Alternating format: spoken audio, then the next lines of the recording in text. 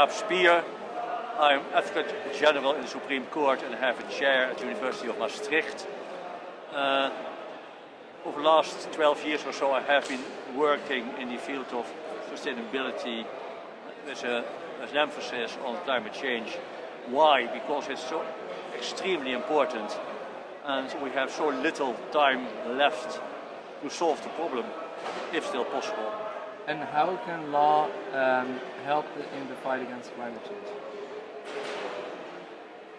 Well, ideally speaking, countries should be willing to comply with their legal obligations. What we didn't have so far was a clear picture of the legal obligations.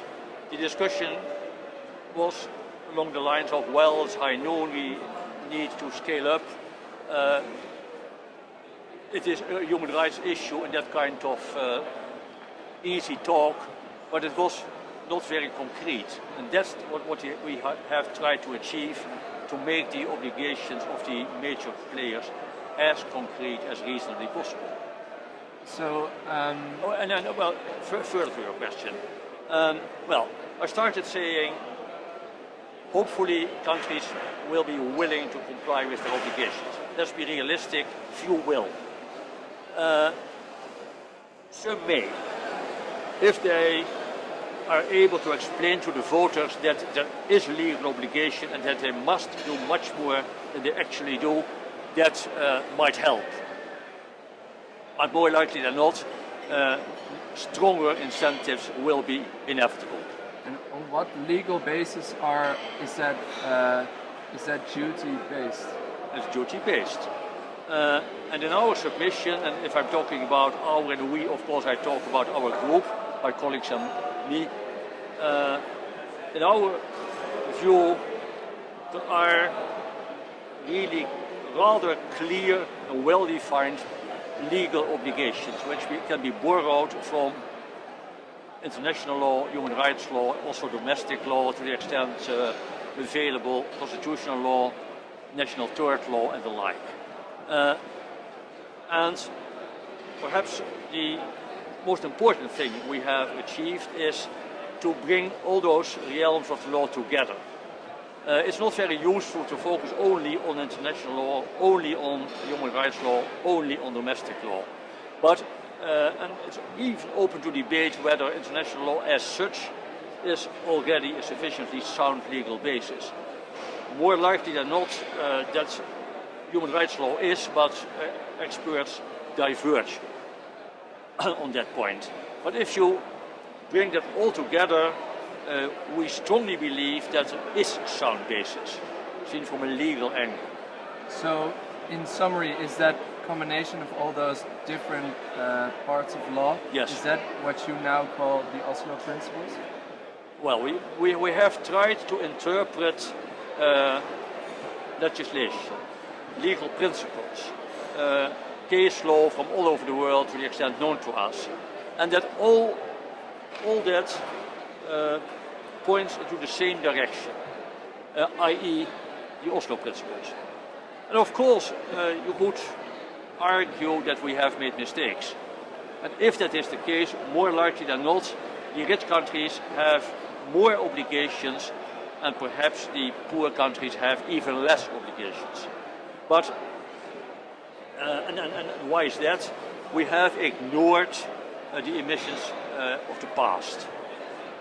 Seen from a moral angle, it's open to debate whether we were right in doing so. The reason why we did is that in our submission, the law as it stands, even if you try to focus on legal principles, case law from all over the world, it is not very clear whether countries have obligations in relation to emissions in the past, and if so, what those obligations are. And how are those obligations, based on their legal duties, translated into practice? Well, in our submission, you have first to figure out what must be done seen from the angle of the precautionary principle. I.e. you have to start working from a worst case scenario, a truly worst case scenario.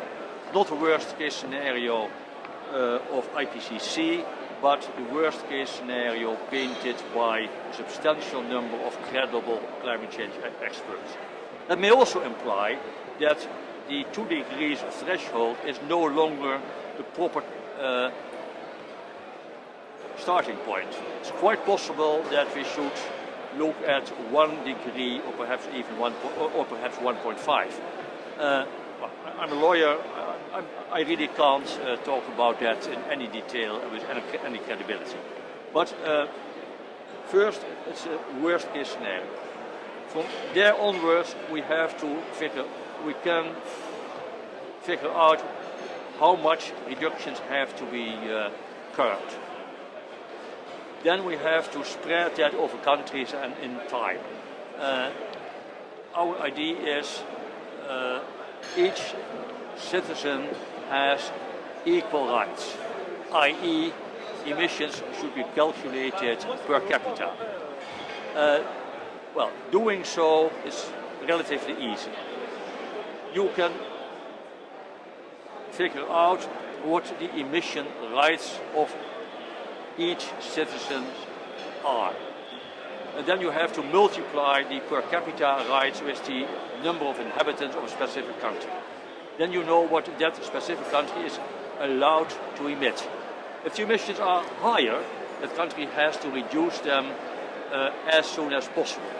And if it can't achieve what it must do, then it must provide either technical or financial means to other countries to do that part of the job they can't achieve themselves. So in essence, it's quite simple. So in other words, developed countries, if they cannot keep up with the reduction of emissions, they should provide financial or technological aid to developing countries. Yes. Is that the is that the sort of the climate justice aspect in this story? No, that is the only means to get where we need to be. Well, assume that country X has to reduce its emissions by 10% in a specific year, but it's really impossible for the country. It can only achieve, say, reductions at the rate of 8%. Well, then 2% is still lacking, and those reductions still have to be brought about. Well, the only way to achieve that is to provide means to other countries to achieve those lacking 2%. Antonio Benjamin spoke earlier and he said, I hope that we as a judge can have an agreement with which we can work with. How does that look in reality? How can a judge work with a form of international agreement? Well, first, ideally speaking, this conference will end up in the kind of binding international agreement we really need, i.e. an agreement with reductions to the extent needed. It's extremely unlikely that that's going to happen. So then the legal basis will not be an international agreement because it's lacking or insufficient. And then the judge has to do what all judges have done over the centuries, just interpret the law. And that is what we have tried. And in our view, the Oslo Principles are based on a sound interpretation of the law as it actually stands. Arguably a broad interpretation, arguably a courageous interpretation, but still an interpretation and fair, and a sound interpretation. And well, people will argue, and some judges will argue, we can't do this. This is a political matter. Well, can't be helped. If judges are unwilling to come on board, and quite a few will, take by way of example the US judges, well, little we can do. But the more judges will be willing to apply the Oslo Principles or something like that, the more difficult it will become for countries of our part of the world to refrain from doing so. It is rather shaming to say, well, countries such as India, Bangladesh, the Philippines and the like take the lead and we stay ways behind. Not easy to explain. Do you think that we will see a trend where NGOs, citizens will sue their governments more and more in the coming years? Quite possible, quite likely. And my hope is that they will do that in a very considered way. But I'm afraid that they will not. Let me explain that. We know almost for sure which courts will and will not be courageous. And let's please start submitting cases to courts that where the victory stands a reasonable chance. But NGOs are also like human beings. They are after their own interests, short-term interests, and they are very keen to put themselves on the map. Climate comes second. And I'm very mean, and I'm serious. And how do you know, and which, you mentioned some court cases are more courageous, or some courts are more courageous than others. How do you know which courts are and aren't? Well, we know that quite well. And again, the US is a hopeless case. Let's forget that country. At least in this respect. And well, many European courts won't be courageous either. Well, let's start in Asia, or Latin America. Some Asian courts in India, Philippines, Bangladesh, and even Pakistan have been so courageous, have been forerunners in many respects. Well, there are the best chances. Let's start there. Why should these courts be courageous? Since what happens if they just do it? Well, it requires some courage to accept that this is a matter for judges to decide. Those judges will be criticized. Oh no, this political issue. And then you should do that. Well, it also happens in the Netherlands, isn't it? Yeah. And well, seen from a certain angle, that's even understandable. It is not completely self-explanatory that this is a task for judges. But should you really accept that the world is going to hell simply because politicians don't do a proper job? That's factory, isn't it? I'm wondering, what would, if there would be a legally binding agreement made here at COP21, Yeah. what would it mean if countries would not submit to their pledges? Would there be sanctions, or what would happen? Well, countries could go to the International Court of Justice, and well, fair amount of hope that the International Court of Justice will tell them that they have to comply with their obligations. But enforceability is extremely difficult. That's one of the weaknesses of international law, sadly enough. And There's very little we can do on that. what do you mean with that falsibility? Well, you could go to the UN, but well, the UN, we know how that works. Security Council, no chance. And then there's this new movement, forerunner by Polly Higgins, who's arguing some aspects of environmental degradation should be criminalized. Individuals could be held accountable for their actions. Do you think that ecocide, etc., should be criminalized? At some stage, probably yes, but it's also tricky. It may be counterproductive. Politicians may say, well, that is ways too far, and no chance, and they won't listen any longer.